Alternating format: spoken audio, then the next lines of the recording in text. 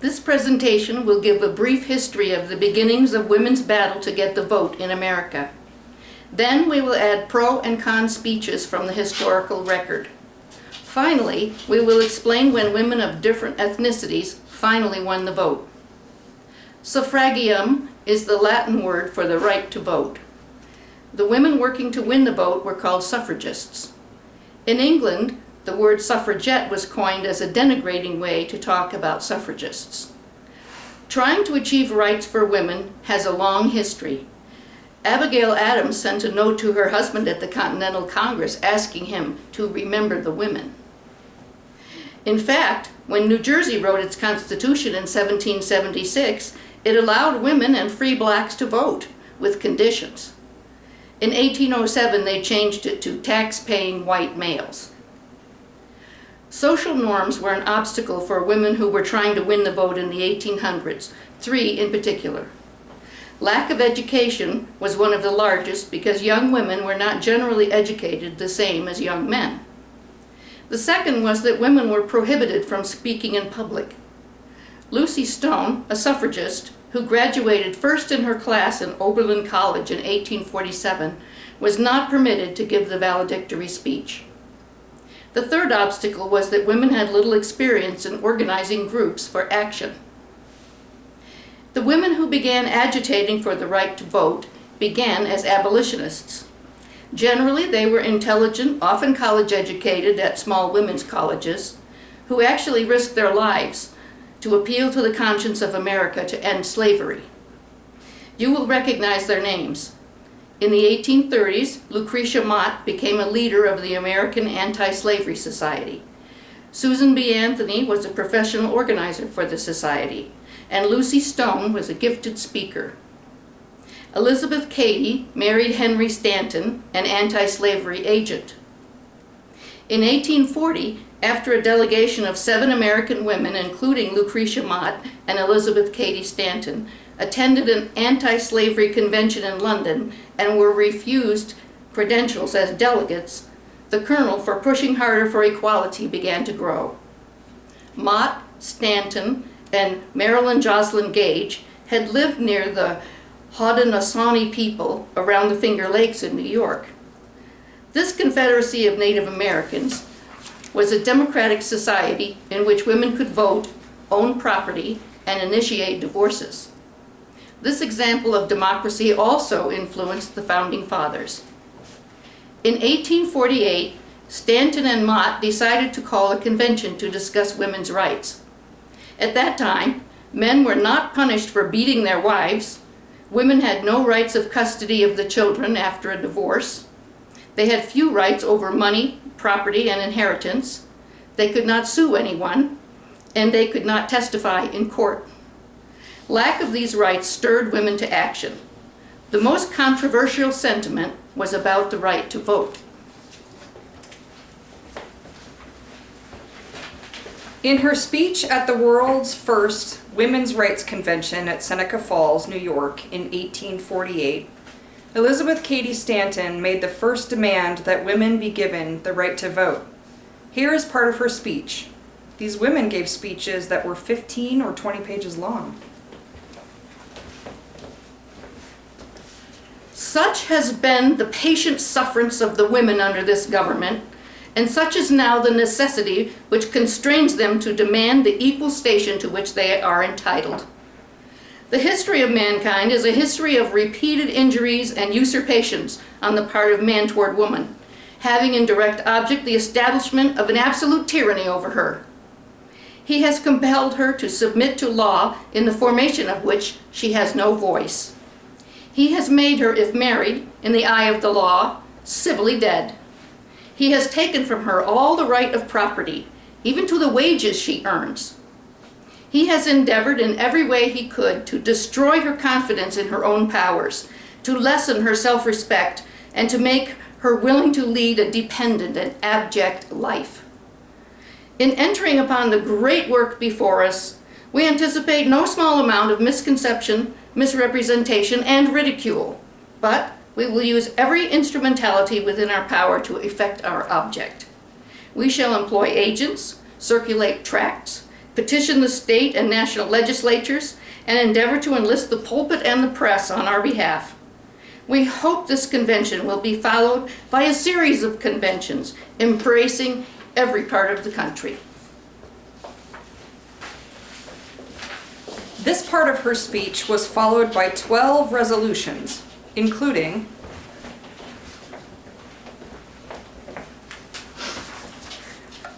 Number 4, resolved that the women of this country ought to be enlightened in regard to the laws under which they live, that they may no longer publish their degradation by declaring themselves satisfied with their present position, nor their ignorance by asserting that they have all the rights they want.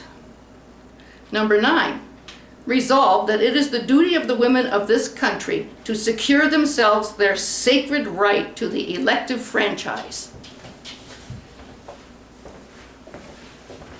The women at the convention had no problem agreeing with 11 of the resolutions, but some thought that asking for the vote was going too far.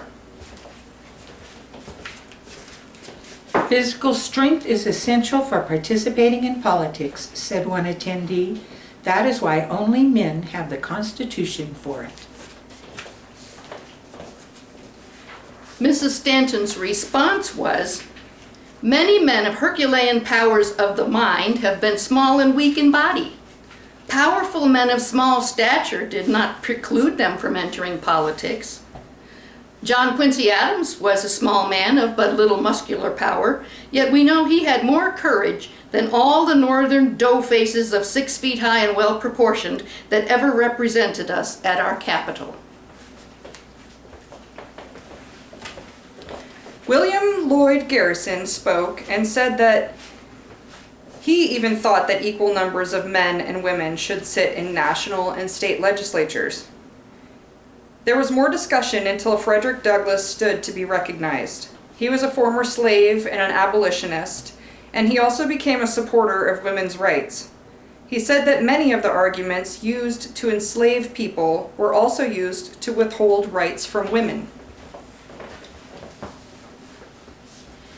In this denial of the right to participate in government, not merely the degradation of women and the perpetuation of a great injustice happens, but the maiming and repudiation of one half of the moral and intellectual power of the good of the world.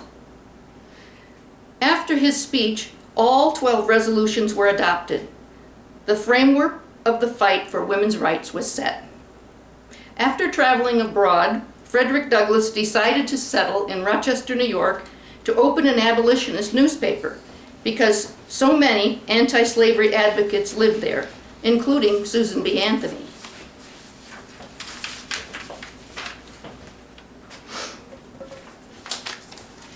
The next year, Lucretia Mott published a pamphlet in response to a newspaper article belittling women for working toward equality. She also used her pamphlet to give speeches even though many in the community objected to public speaking by women. Before she married, she was a teacher and earned only 1/3 of the salary of her male counterparts, which helped start her on the path for rights for women. Here are some excerpts from Discourse on Women. This age is notable for its works of mercy and benevolence, for the efforts to reform the inebriate and the degraded, to relieve the oppressed and the suffering. Women, as well as men, are interested in these works of justice and mercy. They are efficient co-workers. Their talents are called into profitable exercise. Their labors are effective in each department of reform. The blessing to be merciful to the peacemaker is equal to men and to women. It is greatly deplored, now that she is increasingly qualified for usefulness, that any view should be presented calculated to retard her labors of love. Why should not woman seek to be a reformer? If she is to fear to exercise her reason and her noblest powers, lest she be thought to attempt to be a man, and not acknowledge his supremacy, if she is to be satisfied with the narrow sphere assigned her by a man, not spire higher, lest she should transcend the bounds of female delicacy, truly it is a mournful prospect for women. We would admit all the difference that our great Creator has made in the relation of man and woman, nor would we seek to disturb this relation, but we deny that the present position of woman in her true sphere of usefulness, nor will she attain to this sphere until the disabilities and disadvantages, religious, civil, and social, which impede her progress, are removed out of her way. The intellectual lyceum and instructive lecture room are becoming, to many, more attractive than the theater and the ballroom. This sickly sentimental novel and pernicious romance are given place to works calculated to call forth the benevolent affections and higher nature. These duties are not to be limited by man, nor will woman fulfill less her domestic relations, and the faithful companion of her chosen husband, and the fitting mother of her children, because she has a right estimate of her position and responsibilities. Her self-respect will be increased, preserving the dignity of her being. She will not suffer herself to be degraded into a mere dependent. Nor will her feminine character be impaired. Instances are not few of women throwing off the encumbrances which bind her, going forth in a manner worthy of herself, her creation, and her dignified calling. A lecturer complained that the exhibition of the attainments of girls in schools was now equal to that of boys, and the newspapers announced that Miss Brown received first prize in English grammar, etc. While prizes continued to be awarded, can any good reason be given why the name of the girl should not be published as well as that of the boy? An editorial in a London newspaper said, "The result of taking second place to girls in school is that the boy feels a sense of inferiority that he is never afterward able to entirely shake off. This is a common thread against girls' education. There, little girl, don't read. You're fond of your books, I know. But brother might mope if he had no hope of getting ahead of you. It's dull for a boy who cannot lead. There, little girl, don't read."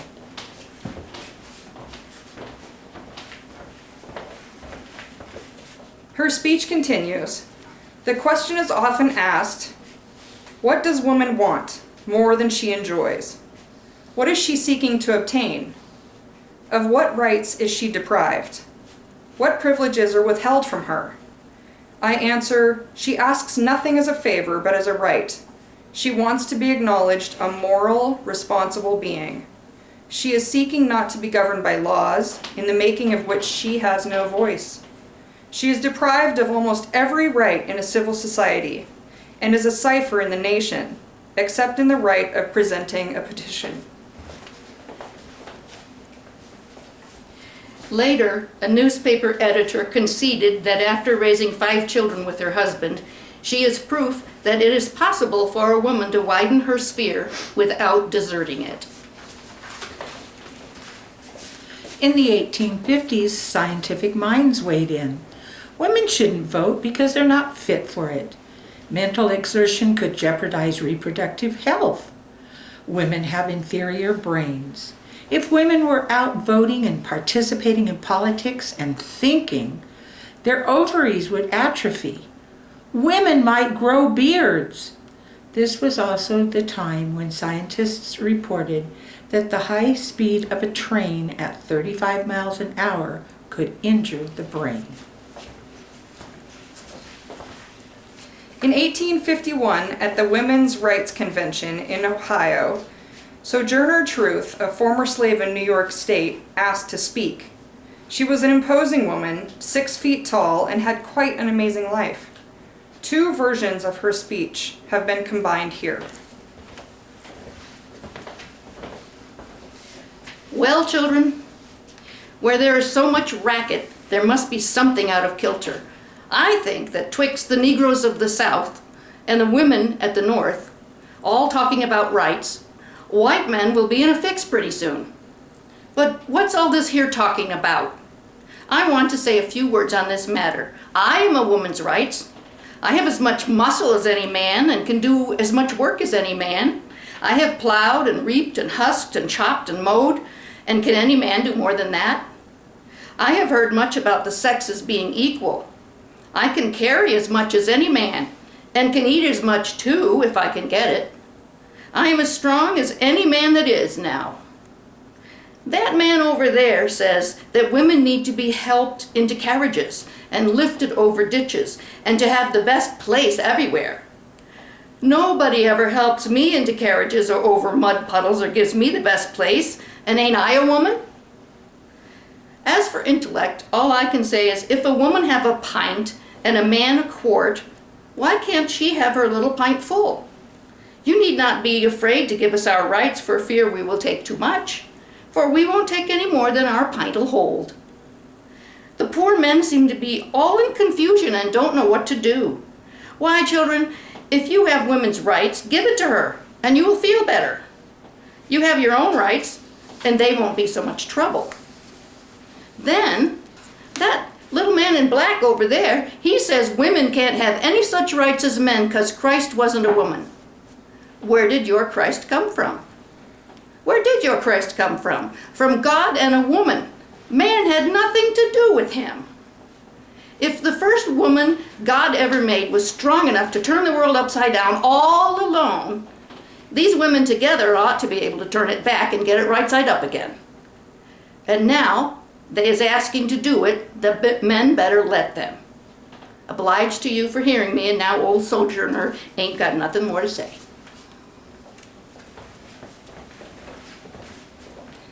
By 1860, reforms in women's rights had started to happen.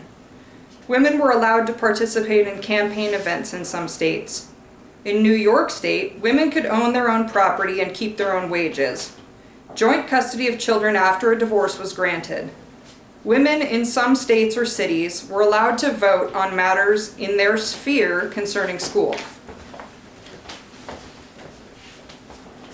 Charles Sumner, Senator of Massachusetts, called on Susan B. Anthony to get women at the grassroots level to influence Congress to pass a strong emancipation policy.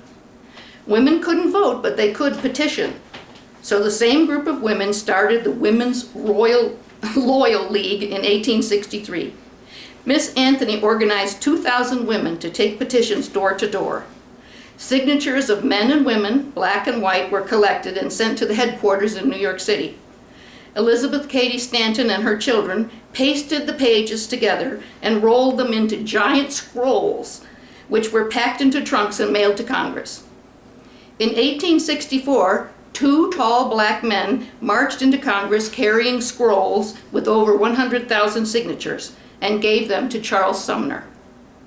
Every few weeks for a year, Sumner presented more scrolls to Congress until over 400,000 signatures were delivered.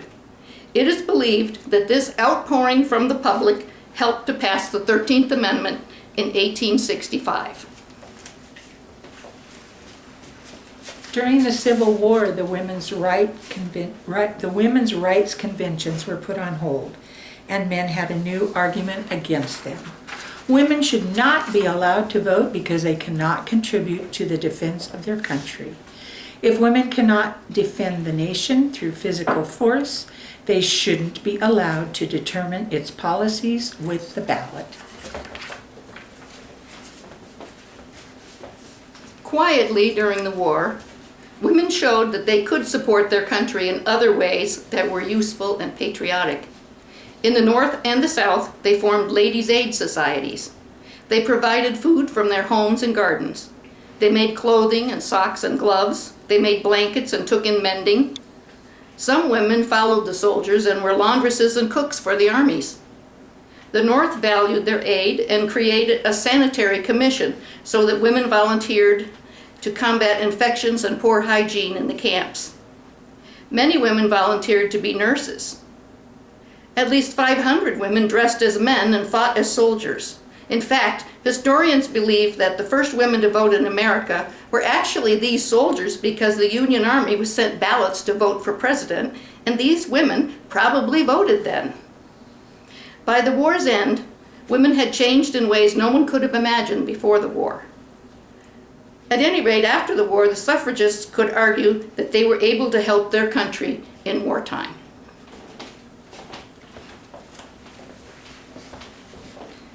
The passage of the 15th Amendment in 1869 caused major problems in the movement.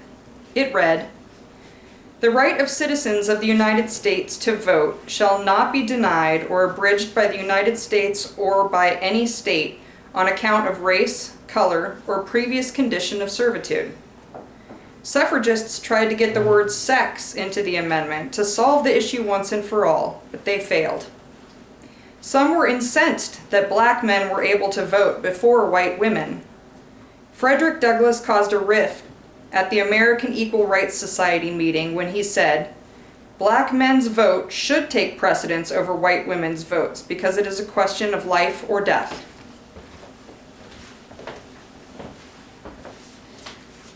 The Equal Rights Society then argued that since women were citizens, the amendment must mean that they could vote. Sojourner Truth tried to vote because she owned a home and paid taxes. She knew Elizabeth Cady Stanton, Susan B. Anthony, and Frederick Douglass. She had even talked about women's rights with President Lincoln. She was denied a vote. A group of 16 women slipped into a polling place and cast their ballots in Washington Territory, and were not fined. Virginia Woodhull ran for president under the assumption that women should be able to vote and run for office. The issue of women voting was widely debated all over the country.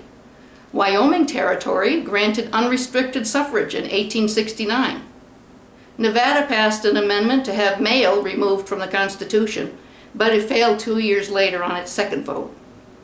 In 1870, Utah said that women over 21 could vote. In South Carolina, a black man, Joseph Rainey, was elected to the U.S. House. Black representatives held House seats almost continually from then until now. The Michigan legislature voted for women's suffrage, but the governor vetoed it. In Iowa, the word white was removed from the Constitution, allowing black men and Native American men to vote.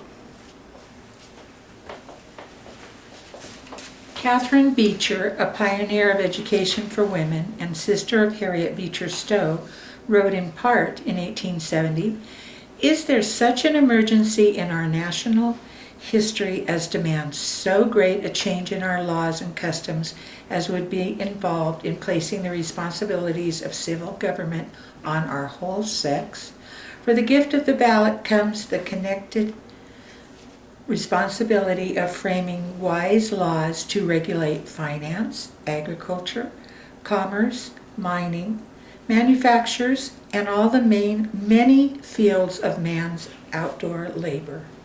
A large majority of American women would regard the gift of the ballot not as a privilege conferred, but as an act of oppression, forcing them to assume responsibilities belonging to man, for which they are not and cannot be qualified. With the chivalrous tenderness toward women so prevalent in our nation, this would never be done until at least a majority of women ask for it. Let us consider the other classes that would be included in universal women's suffrage. Next to the more intelligent classes would come a large body of those whose impulses take the lead, rather than the cool deductions of reason and experience. Next to these come a great body of women who would vote as fathers, husbands, brothers advised. Next to these respectable classes would come the superficial, the unreflecting. Then would come the ambitious, the lovers of power, the unprincipled. Next would come the vast mass of ignorant women. Lead all these classes to the polls, and the result would be a vast increase in incompetent and dangerous voters. It would place the wealth and intelligence of the nation under those intelligents who would lavish wealth on useless schemes and vote away the property of the industrious to support the indolent and vicious. Why should we not take the shorter and surer mode and ask for the thing needed instead of the circulous and uncertain mode involved in the ballot? In 1871, Virginia Woodhull became the first woman to address a committee at the U.S. House of Representatives. She argued that the 14th Amendment granted women the right to vote. The committee disagreed. In a petition against suffrage, it was said, "Although we shrink from the notoriety of the public eye, Yet we are too deeply and painfully impressed by the grave perils which threaten our peace and happiness. In these proposed changes in our civil and political right, longer to remain silent. The anti-suffragists even considered trying to amend the Constitution to defend the patriarchal family against the new laws allowing women to hold property and to have marital rights. The work of the anti-suffragists delayed the votes for women by decades.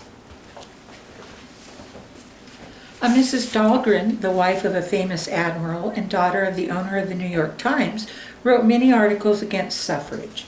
In part, she wrote, "Female suffrage, the mischievous aspiration of the hour, is the political cloak, the means to attain an end, but the clear end will be social disorganization. The proposed change, should it ever occur, cannot fail to prove the greatest curse that has ever visited any nation. It would be subversive to the family institution and antagonistic to the precepts and teachings of the Christian religion, to which we as women gratefully attribute the elevated condition of our sex wherever that holy religion sheds its benign influence." They propose by means of legislation to make this safely plank against shipwreck of this great social bulwark of immorality, a mere nullity. While conservative women may stay at home, and the infamous women in our cities, numbering thousands, will be brought to the polls as a unit, and every such vote brought by some scheming politician. Surely nothing less than social disorganization. Women of this happy land, reflect. Are you prepared for such consequences? And now we have depicted in glowing terms the mad desire to go to a boys' college and much railing at the injustice of excluding girls. Alas, and is maidenly modesty to count for nothing in the education of our daughters? Certainly our young women may better pursue their studies in schools by themselves than to be allowed in the very blush of womanhood a free daily and unrestricted commingling with young men. No, this is the very spirit of evil. And Jesus said, "Lead us not into temptation." Now, female suffrage, dragging women into the sphere of duties incident to a man's life, must speedily destroy the perfect balance which produces the harmony of the Christian plan. The organizing tactics and the experience the suffrage women had in making speeches for the abolition of slavery turned out to be practice for the big fight. In 1872, Susan B. Anthony was arrested for trying to vote in Rochester. She stated that she could vote because of the 14th Amendment. She was fined $100 and refused to pay. If she would have been jailed for non-payment, her case would have been decided by the Supreme Court. So the judge ignored her refusal to pay rather than taking a chance on the Supreme Court ruling in favor of women's rights. Miss Anthony gave speeches in 50 counties in New York before her trial. Here's part of her speech. The women, dissatisfied as they are with this form of government that enforces taxes without representation, that compels them to obey laws to which they have never given their consent, that imprisons them and hangs them without a trial by jury of their peers, that robs them in marriage of the custody of their own persons, wages, and children, in direct violation of the spirit and letter of the declarations of the framers of this government, every one of which was based on the immutable principle of equal rights to all. B. Gratz Brown of Missouri in the Senate in 1866 on Senator Cowan's motion to strike mail from the District of Columbia suffrage bill said, "Mr. President, I say here on the floor of the American Senate, I stand for universal suffrage, and as a matter of fundamental principle, do not recognize the right of society to limit on any ground of race or sex. I will go further and say that I recognize the right of the franchise as being an intrinsically natural right.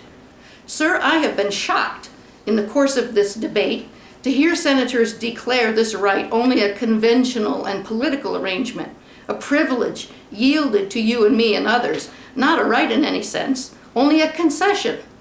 Mr. President, I do not hold my liberties by any such tenure. On the contrary, I believe that whenever you establish that doctrine, whenever you crystallize that idea in the public mind of this country, you ring the death knell of American liberties. Miss Anthony went on.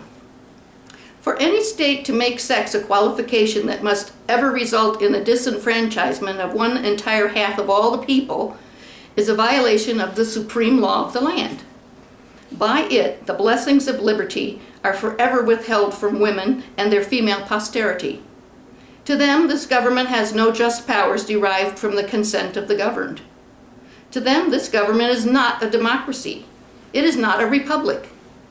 It is an odious aristocracy, a hateful oligarchy of sex, the most hateful aristocracy ever established on the face of the globe.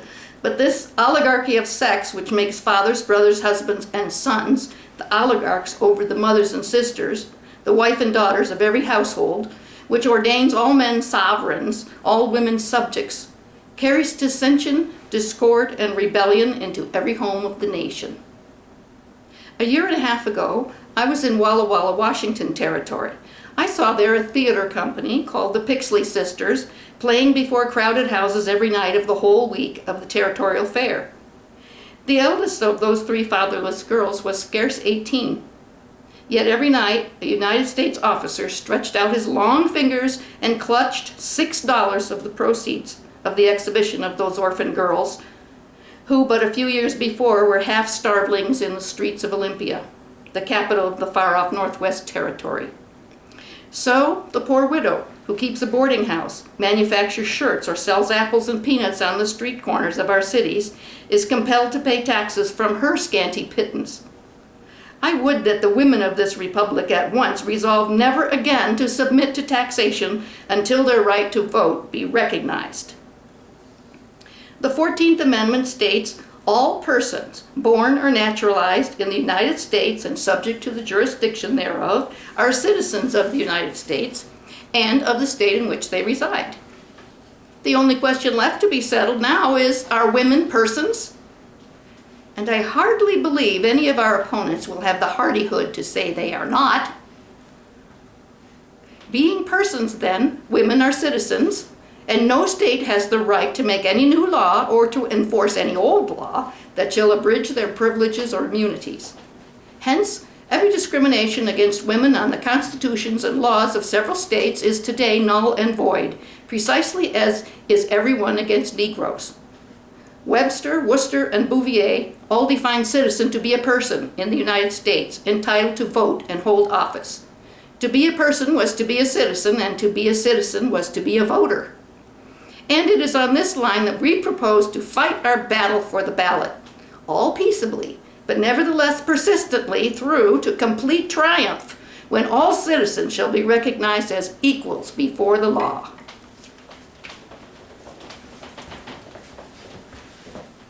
In 1872, Virginia Woodhull was nominated for president by the Equal Rights Party, with Frederick Douglass nominated for vice president. They didn't get any electoral votes. In 1873, the U.S. federal court ruled that citizenship does not automatically give a person the right to vote. In the same year, Edwin Clark stated that women's enfeebling menstrual cycles legislated against their participation in higher education. Charles Darwin wrote, "Women are inferior because they have inferior brains and therefore do not have the right to assume a powerful role in society."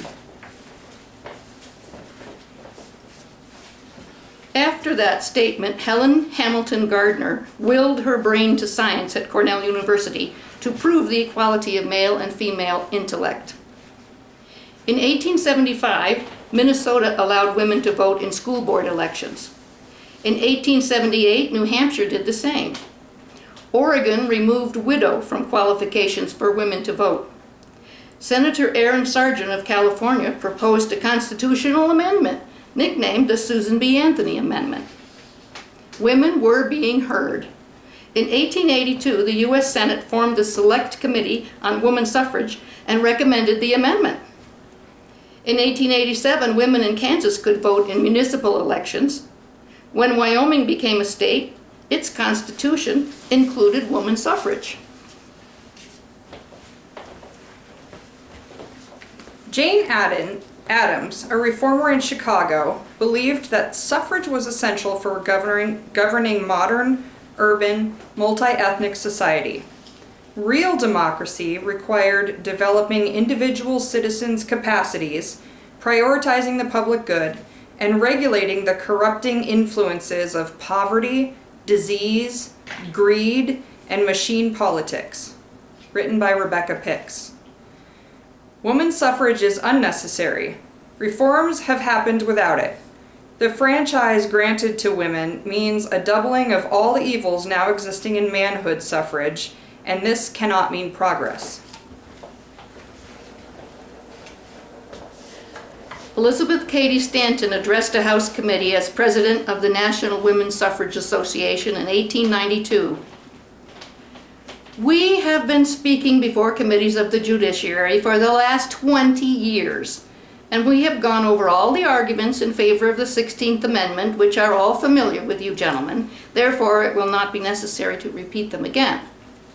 The strongest reason for giving women all the opportunities for higher education, for the full development of her faculties, forces of mind and body, for giving her the most enlarged freedom of thought and action, a complete emancipation from all forms of bondage, of custom, dependence, superstition, from the crippling influence of fear, is the solitude and personal responsibility for her own individual life. Mrs. Gilbert E. Jones said, in the Tabernacles of Life, man dwells in the outer courts, woman ministers at the Holy of Holies. Her influence upon humanity is so primal, so intimate, so dominant that it might seem almost divine. Herein lies her superiority. In course and common service, in the race of the swift and the battle of the strong, man immeasurably outstrips her. In the higher service of love, which lies above battlefield and racecourse, of whose ministry God himself is the only example, she holds a position so advanced that man is not even her competitor. The next year, Lucy Stone gave a speech entitled The Progress of 50 Years. Mrs. Stone had married Henry Blackwell, but did not change her name because she could not find any law that required it. She wrote editorials in the Woman's Journal, the weekly magazine of suffragists, for 22 years. In 1833, Oberlin College in Ohio was founded. To extend the benefits of such education to both sexes and to all classes, and the elevation of the female character by bringing within the reach of the misjudged and neglected sex all the instructive privileges which have hitherto unreasonably distinguished the leading sex from theirs. About this time, Mary Lyon began a movement to establish Mount Holyoke Seminary. Missionaries must have educated wives. It shattered the idea, everywhere pervasive in the atmosphere, that women were incapable of education and would be less womanly, less desirable in every way if they had it. The anti-slavery cause had come to break stronger fetters than those that held a slave. The idea of equal rights was in the air. The press surpassed itself in reproaches upon these women who so far departed from their sphere as to speak in public. I think with never-ending gratitude that the young women of today do not know and can never know at what price their right to free speech and to speak at all in public has been earned. Abby Kelly, an abolitionist, was jeered as she walked along the street. They threw stones at her. They pelted her with bad eggs as she stood on the platform. Half a century ago, women were at an infinite disadvantage in regards to their occupations. The idea that their sphere was at home, and only at home, was like a band of steel on society. When Mrs. Tyndall of Philadelphia assumed her husband's business after his death, importing Chinaware, sending her ships to China, enlarging her warehouses, and increasing her business, the fact was quoted with wonder. When Elizabeth Blackwell studied medicine and put up her sign in New York, how good it was that she was the first doctor. She was a person of fine intellect, of great personal worth, and a level head, and prepared to contend with prejudice at every opposing thing. The first woman minister, Antoinette Brown, had to meet ridicule and opposition that can hardly be conceived today. Now there are women ministers, east and west, all over the country.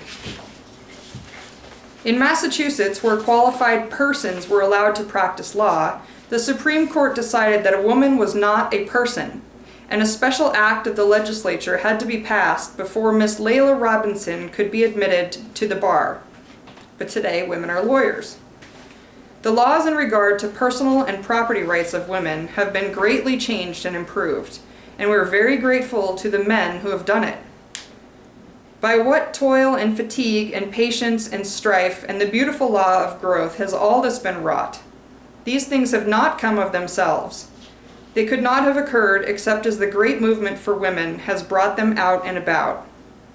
Now all we need to do is continue to speak the truth fearlessly, and we shall add to our number those who will turn the scale to the side of equal and full justice in all things.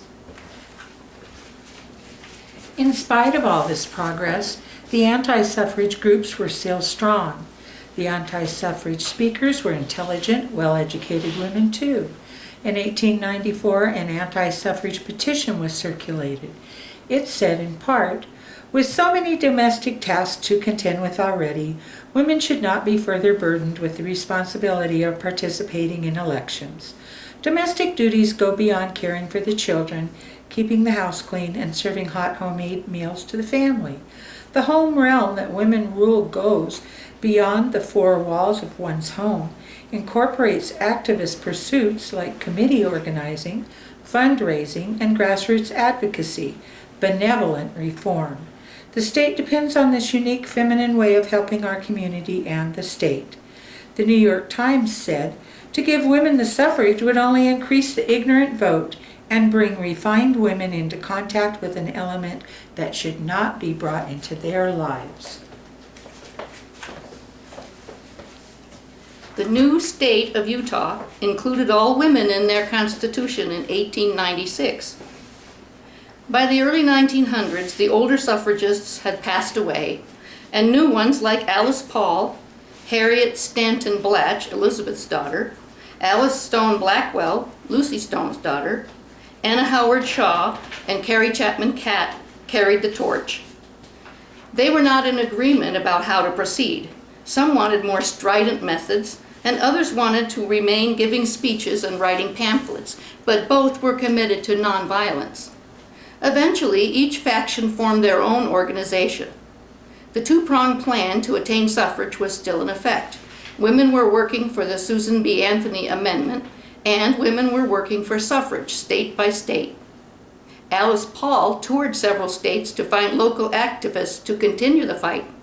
In New Mexico, she recruited Nina Otero Warren, who advocated for Hispanic women to vote. She was able to distribute suffrage materials in Spanish. Later, she was the first woman in the state's government. In 1903, the women in the American Federation of Labor argued for women's suffrage in order to improve working conditions. Florence Kelley spoke out about working conditions for children. We have in this country 2 million children under the age of 16 who are earning their bread. They vary in age from 6 to 7 years in the cotton mills in Georgia and 8, 9, and 10 years in the coal breakers of Pennsylvania. A girl of 6 or 7 years, just tall enough to reach the bobbins, may work 11 hours by day or night. And they will do so tonight while we sleep. If the mothers and the teachers in Georgia could vote, would the Georgia legislature have refused at every session for the last 3 years to stop work in the mills for children under 12 years of age? Would the New Jersey legislature have passed that shameful bill enabling girls of 14 to work all night if the mothers in New Jersey were enfranchised? Until the mothers of the great industrial states are enfranchised, we shall none of us be able to free our consciences from participation in this great evil. The children make our shoes in the shoe factories. They knit our stockings, our knitted underwear in the knitting factories. Under the sweating system, tiny children make artificial flowers and neckwear for us to buy. They carry bundles of garments from the factories to the tenements, little beast of burden, robbed of school life, that they may work for us. We do not wish this. We prefer to have our work done by women, but we are almost powerless. Not wholly powerless, however, are citizens who enjoy the right of petition.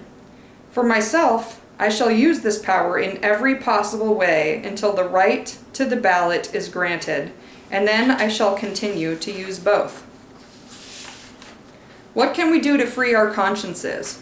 We can enlist working men on behalf of our enfranchisement, just in proportion as we strive with them to free the children. In 1908, the more active leaders, the National Women's Party, held the first suffrage march in New York City. Then in 1910, a demonstration in New York City in Union Square drew 10,000 people. When Washington became a state, woman suffrage was in the Constitution. In 1911, California enacted woman suffrage. Nevada passed the bill for woman suffrage, but it needed one more session of the legislature and the vote of the people to enact it. In spite of all these changes, many women still opposed suffrage. A new organization called the National Association Opposed to Women's Suffrage began in 1911. It published a flyer, "Why We Oppose Votes for Women." Because suffrage is not a privilege. Because men are capable of conducting the government for the benefit of both men and women. Because women are not suffering from any injustice giving them the ballot would rectify. Because political equality will eventually deprive women of many special privileges. Because the ballot in the hands of men has not proved a cure-all for existing evil, and there's no reason to believe it would be more effective in the hands of women. Because the duties and the life of men and women should be different in the state as in the home. Because women now stand outside of politics and therefore are free to appeal to any party in matters of education, charity, and reform.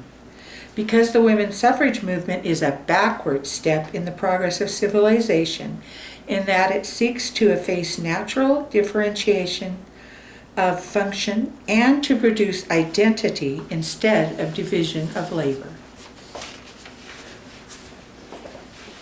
Jane Addams of Hull House in Chicago spoke again about the need for the vote. It is always very difficult to make a speech on women's suffrage. I always feel that it belongs to the last century rather than this. The men who foresaw the Negroes would need the protection of the ballot ought to have given it to the women. When we would lay our hands on that little mechanism, the ballot, not because we want to talk about it, but because we need to use it. It's embarrassing to find that we have not got it. It's annoying to have to stop in the midst of our social work and realize that we cannot pass important measures till we obtain the vote, and that we must start parades and hold meetings and maybe throw things before we get it. The problems of our times will be solved only when all the best mind, conscience, and talent in the community are brought to their solution. J.P. Sanford, chairman of the Democratic Caucus, had this to say: "Suffrage is not a right, it is a privilege. The mother's influence is needed in the home. She can do little by gadding the streets and neglecting her children. The mothers of this country can shape the destined of the nature of the nation by keeping in their places and attending to these duties that God Almighty intended for them. To man, woman is the dearest creature on earth, and there's no extreme to which he would not go for his mother or sister. By keeping women in the exalted position, man can be induced to do more for her than he could by having her mix up in affairs that will cause him to lose respect and regard for her. Women's suffrage has been proven a failure in states that have tried it. On the contrary, statistics go to show that in most equal suffrage states, Colorado particularly, that divorces have greatly increased since the adoption of the Equal Suffrage Amendment, showing that it has been a home destroyer. Crime has also increased due to lack of mothers in the home. Woman is woman. Let her be content with her lot, and she will accomplish far more in governmental affairs than she can ever accomplish by mixing up in the dirty pool of politics. Keep the home pure and all will be well with the Republic. In 1912, the suffrage parade in New York City had 20,000 marchers and 500,000 spectators. Mabel Lee, a Chinese American, led the parade on horseback. She urged the Chinese community to promote education for girls and for civic participation for women when Chinese Americans were not even citizens. Arizona, Oregon, and Kansas granted full suffrage to women. In 1913, the first suffrage parade was held in Washington, D.C. to show Congress that women were serious and that many women were in favor. The parade was scheduled for the day before President Wilson's inauguration, when many more people would be in Washington. President Wilson expected a crowd to meet him at the train station, but most people were at the parade. At least 5,000 women marched. Ida B. Wells had established the Alpha Suffrage Club in Chicago. She was a journalist who was an activist for racial justice and for suffrage. In 1884, she took a seat on a train to Nashville in the ladies' car and was told to move to the African American section. She refused and won several court cases against the train company that were later reversed. Her articles and editorials against injustice and lynchings in the Memphis newspaper she owned caused her to have to move to Chicago. She encouraged black women to become involved in politics. She traveled to that parade in Washington to march with 60 other black women in the Illinois delegation. They were quietly asked to march in the back of the parade so as not to lose the support of Southern women. She refused and stepped out of the parade. When the Illinois delegation went by, she joined them. The event made national news and highlighted the fact that African American women were fighting for suffrage too. By this time, the opponents fondly referred to each other as the Antis and the Suffs. This argument against women's suffrage was made in Massachusetts. If it were a simple mechanical act, we might not object to such action. But to cast a vote ought to mean to cast it intelligently and honestly. And how can we gain accurate intelligence except by attending caucuses, primaries, nominating conventions, and supplementing general knowledge as far as possible by personal acquaintance with candidates? Such pursuits would draw women away from their domestic duties, disrupting the balance of society. 1914 was a significant year for the activists. Alaska Territory allowed qualified women to vote. Montana and Nevada women could vote. New York State allowed women to vote on taxation in towns and villages, not cities. Alice Paul organized a woman suffrage procession in Washington, D.C. At least 500,000 people arrived to watch. The police did nothing to control the crowds, so the marching women were attacked and beaten and spit upon. The very men who had just said that women were held up as the dearest creatures and revered were the ones attacking women. They felt the women were flaunting themselves in public. They couldn't respect women who wanted more than their God-given sphere in the home. On May 2nd, a nationwide demonstration occurred. Every state had rallies, meetings, parades, or other demonstrations to promote equal suffrage. The biggest victory was when the U.S. Senate voted on the Susan B. Anthony Amendment. It failed, but now there was even more nationwide attention. The next year, the U.S. House voted on the amendment. It failed there too. By now, the anti-suffragists were almost as organized as their opponents. The possibility that all women, regardless of race, class, or education, might receive the ballot worried those in power, especially in the South. Southern traditions would be forever changed if there were a black middle class. The Southerners believed in states' rights. Each state should decide whether to have women vote. They didn't want federal interference in their way of life. Distillers and brewers feared that women would vote for prohibition. Manufacturers all over the country were threatened by possible reforms in working conditions and interference in regulations. These groups funded the anti-suffragists. Josephine Pearson of Tennessee held a master's degree and had been a teacher and administrator, including a college dean of philosophy. She also held several state-appointed positions. She lobbied the state legislature against suffrage for several years. She considered support for suffrage was beneath the dignity of women like her, and that it was started by the wrong kind of northern women like Susan B. Anthony. Here are some of her views.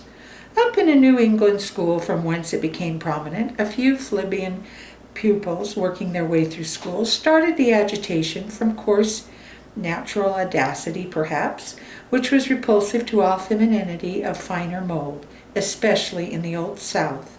I believe that if the feelings of most men were sounded and expressed, they would want their wives at home and would not want them liable for jury duty, not locked up at night, serving on mixed jury, especially when the children needed them at home. There are enough men to do men's work. The gentleness and refinement of womanhood and the deference and chivalry toward womanhood are the two most important elements in nature, and the movement for women's political equality, if perfected, would destroy both. Womanly nature, biologically speaking, is unfit for politics, and if the public work is being all done by men, the only remedy is to do better, not shift the burden to weaker and already overladen shoulders. But don't you see the trend of the movement? She not only wants the silent vote, but she wants office. She wants to exploit herself, and I fear 2/3 of them would want to be Speaker of the House. Many good women of the day are seeming to lose sight of the purpose of their Creator in the formation of the human race, that He made them male and female and designed them for entirely different vocations in life, and neither can be fully at ease in the calling of the other. So, dear women of the Southland, I would plead with you to be slow in giving up your sweet province, the jurisdiction of home, keeping it immaculate and training your children in the way they should go.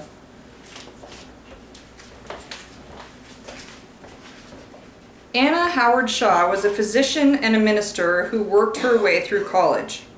She was a full-time suffragist activist and reformer from 1885 on. She gave speeches all over the country.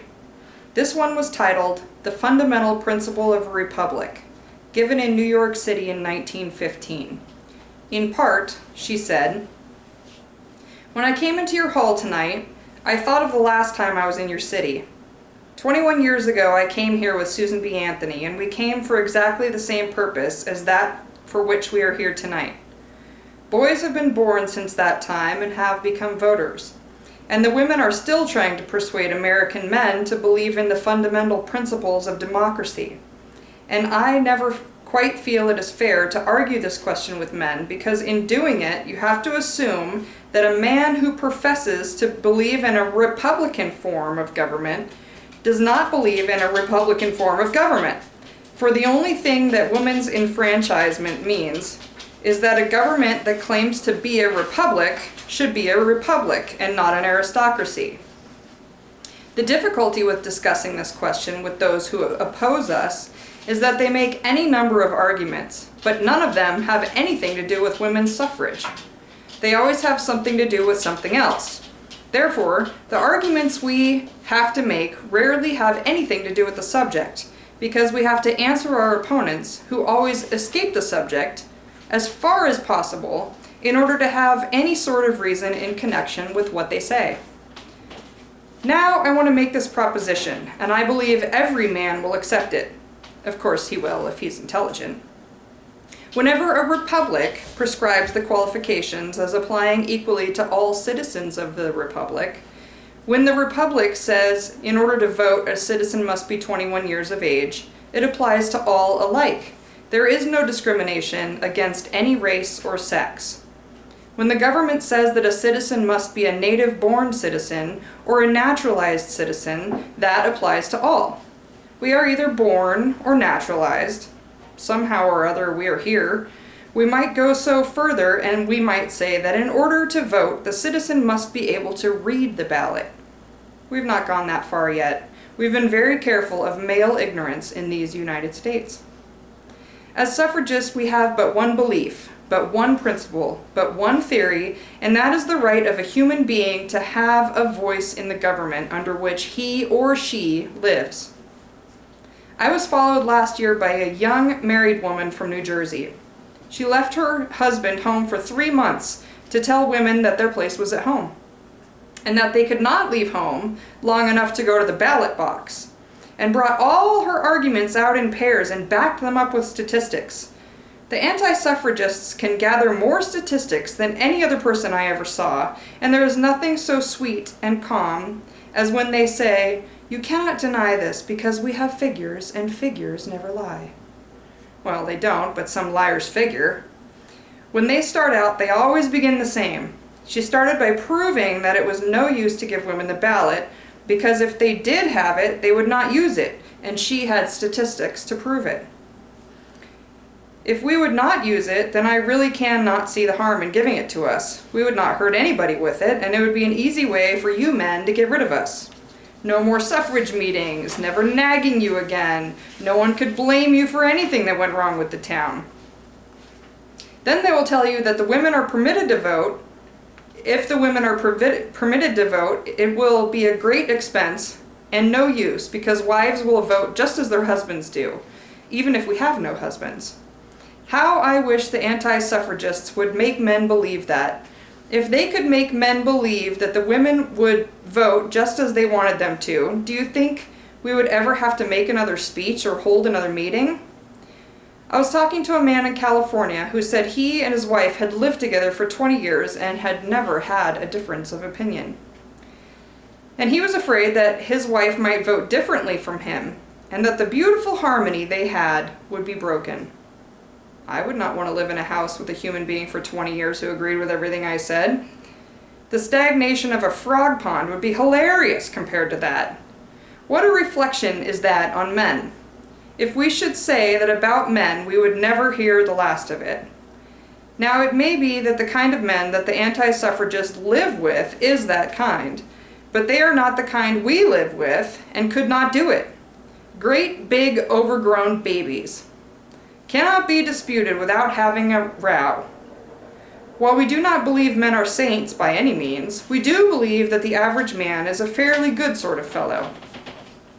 Then there is the other belief that women would not vote if they had a vote, and would not do anything else, and would vote just as their husbands vote, or would not vote like their husbands, that women have so many burdens that they cannot bear another burden, and that women are the leisure class.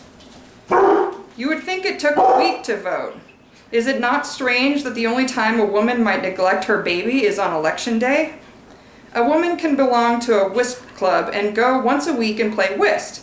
She can go to the theater, to church, or a picnic, and no one is worried about the baby. But to vote, everyone cries out about neglect. And so our good friends go on with the one thing and another, and they say if women should vote, they will have to sit on the jury, and they ask whether I would like to see a woman sit on a jury. I've seen some juries that ought to be sat on, and I have seen some women that would be glad to sit on anything. Don't you think that men and women who fatten and grow rich in the ignorance of children would rather face Satan himself than a jury of mothers? We are needed everywhere human problems are to be solved. Men and women go through this world together from cradle to grave. It is God's way and the fundamental principle of a republican form of government. The more strident suffrage group became the Congressional Union for Woman Suffrage, headed by Alice Paul and Lucy Burns. Planned spectacles and parades instead of just printing tracts and giving speeches. There were street meetings, parades, billboards, auto and train tours with speakers, and pageants. The parades had entries by groups or occupations, a men's section, a mothers and babies section. There were floats and bands and horses and banners. They pressured congressmen to publicly state their support for suffrage. Their approach had everything to do with publicity. They created an amazing event at the Pacific Panama International Exposition in San Francisco in September of 1915. A biplane flew over and a woman dropped suffrage pamphlets. Former President Theodore Roosevelt, Helen Keller, and Maria Montessori all gave speeches. Mabel Vernon and Sarah Bard Field had made a transcontinental tour by car to gather signatures on petitions for a suffrage amendment. A huge scroll of signed petitions from all over the country was 4 miles long and had 500,000 signatures by the time they reached the exposition in San Francisco. Then, 3 women drove the petitions back cross-country on unpaved roads and through small towns, and their journey and mishaps were published in newspapers around the country. When they arrived in Washington, D.C., President Wilson agreed to receive all the petitions in the East Room of the White House. Publicity. In 1916, both sides of the question heated up their rhetoric. President Wilson came out in opposition of suffrage. Another petition against suffrage was circulated by the National Association opposed to women's suffrage. In part, it read, "Political equality will deprive us of special privileges accorded to us by law. It means simply doubling the vote, and especially the undesirable and corrupt vote of our large cities. Our present duties fill up the whole measure of our time and ability, and are such as none but ourselves can perform. The majority of women do not want to vote. Men accurately represent the political will of women." Jeanette Rankin from Wyoming was the first woman elected to the U.S. House, 1916. Here are a few more anti-arguments. A woman's great task is to prepare the citizen. The meaning of honor and the sanctity of one's word, the understanding of the principles of democracy and of the society in which we live, the love of humanity and the desire to serve. These are what make a good citizen. Insisting that women do the same things that men do, they may make the two exteriorly more alike. It does not make them more equal. They cannot be made equal by exterior devices like trousers, ballots, and the study of Greek. Another opinion? Only bad women would vote. Good women understand their place.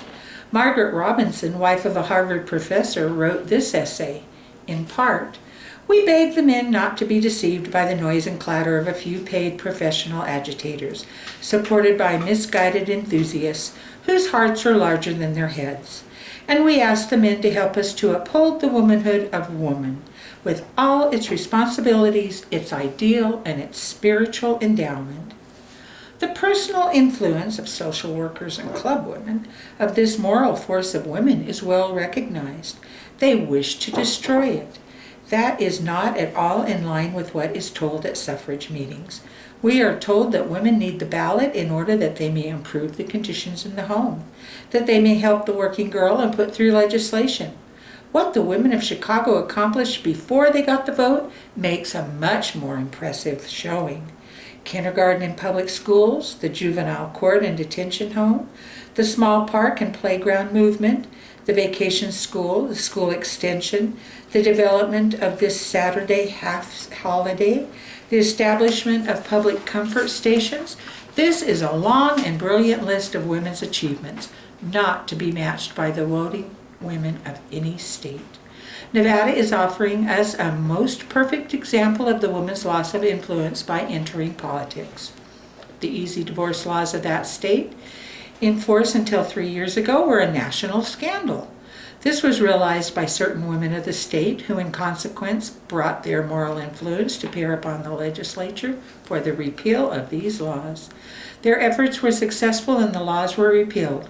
Women's suffrage was granted in Nevada last fall, and one of the very first acts of the legislature was to reenact easy divorce laws. The moral influence of this minority of Nevada women who cared for social betterment was gone since the vote was given to all women. So for the sake of reform, which women have done in the past and ought to be able to do in the future, we beg of you not to tie their hands and hamper them by giving the suffrage to women. White leaders from the South in the Senate were afraid that the amendment would not only enfranchise black women, at least on paper, but it would force the government to enforce the 15th Amendment, which it had not done, allowing the Jim Crow laws to continue. They proposed an amendment that would limit the vote only to white women, or they thought the 15th Amendment could be repealed altogether. Race was an issue among the suffragists too. Anna Howard Shaw said in a speech, "You have put the ballot in the hands of your black men, thus making them the political superiors of your white women.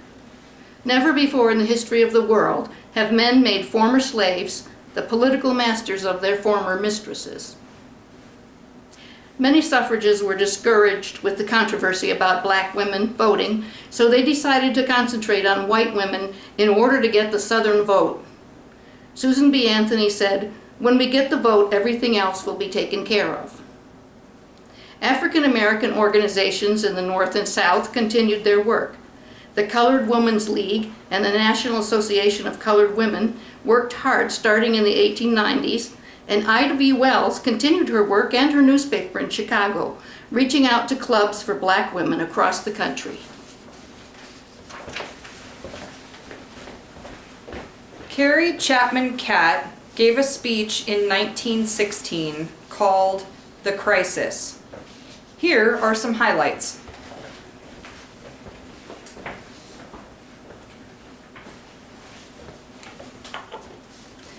The time has come to shout aloud in every city, village, and hamlet, and in tones so clear and jubilant that they will reverberate from every mountain peak and echo from shore to shore.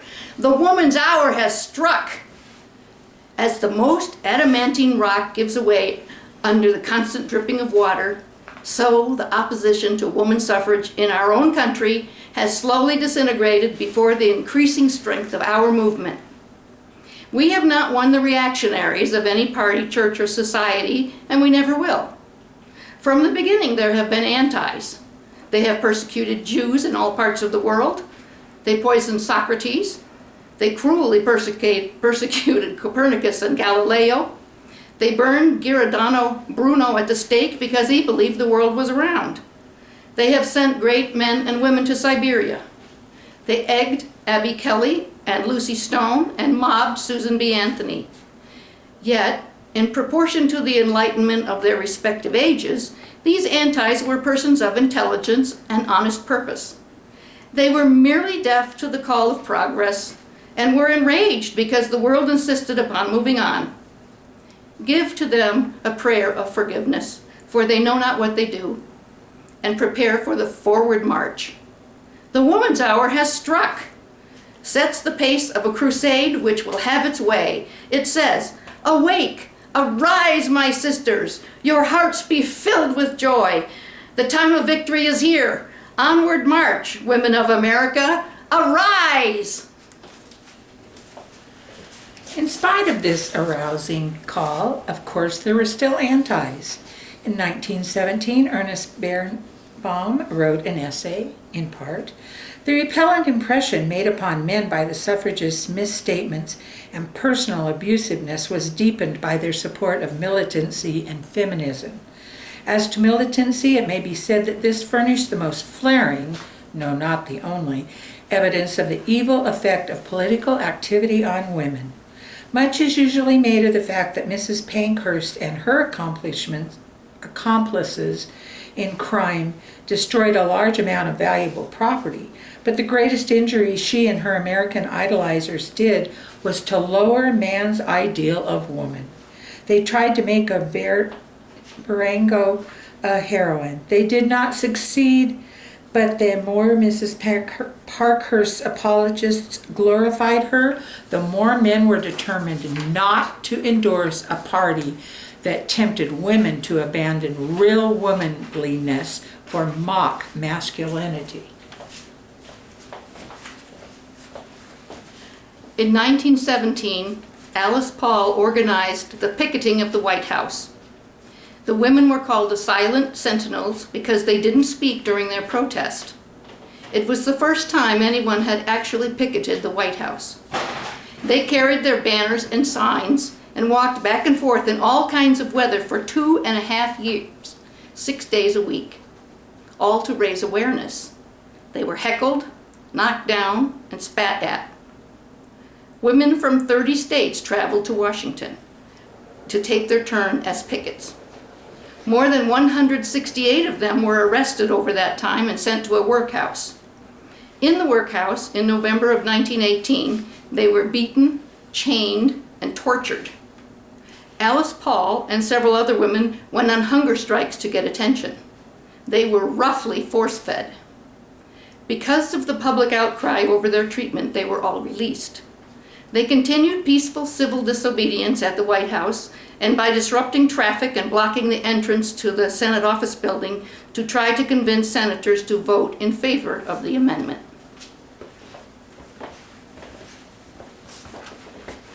Nebraska, New York, Vermont, Arizona, and Rhode Island all passed suffrage in some form. Finally, in 1919, President Wilson addressed the Senate and supported women's suffrage. Jeanette Rankin was able to introduce the 19th Amendment, the Susan B. Anthony Amendment, in the House. It passed that same day. The next day, it went to the Senate and was 2 votes short of a majority. Later in the year, South Dakota, Oklahoma, and Michigan voted for full suffrage, and Iowa voted that women could vote for president. With so much support all over the country, the passage was within reach. The Women's Christian Temperance Union supported the vote because for wives and mothers it was seen as a good Christian duty to protect the family by voting. In the South, the anti-suffrage argument was that while white women would refuse to enter an integrated polling station, so they would stay home, then African American women would turn out to vote, and the result would threaten the white majority. They thought states' rights should decide. The amendment came up again in the House and passed. Southern senators finally decided to vote in favor so that white women could vote because they were sure women of color wouldn't be able to vote in the South anyway. The amendment passed the Senate. Then the amendment went out to the states for ratification. Carrie Chapman Catt began the League of Women Voters right away so that there would be an organization that would help women be informed and help them learn about the vote. Alice Paul began working on the Equal Rights Amendment in 1921. It was named the Lucretia Mott Amendment. On August 18, 1920, Tennessee was the 36th state to ratify the amendment, and it soon became law. None of the women who met in Seneca Falls in 1848 lived to see the day it became law. Georgia, Alabama, South Carolina, Virginia, Maryland, Mississippi, Louisiana, and Delaware would not ratify. Over the years, they finally ratified, even though the women in their states could already vote. Mississippi was the last state to ratify in 1984. Not every woman in America was able to vote after that day in 1920. Jim Crow methods kept nearly every black man and woman in the South from voting. American Indians were not allowed to vote until 1924, when a law was passed allowing Native Americans born in the United States to become citizens. Before that, they were considered citizens of their tribal nations, not of America. The Constitution left it to each state to decide who could vote in their state elections, so it wasn't until 1962 that Utah and New Mexico were the last states to allow Native Americans to vote in state and local elections. In 1943, Chinese Americans were able to become citizens. In 1952, people from other Asian nations could apply for citizenship. In 1965, the Voting Rights Act became law, which made it illegal to deny the vote to any citizen. Then, in 1968, the Civil Rights Act became law.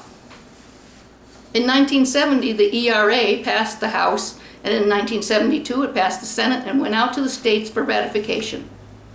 It still hasn't enough states that ratified it. Now in 2020, the battle for equal rights that began in earnest in 1848 is not over. People still repeat that women aren't as smart in math and physics. Equal pay for equal work is still not happening. The ERA has not been ratified. Examples of disenfranchisement are still in effect. Mansplaining has become a term, but women will continue to work in the spirit of the suffragists before us.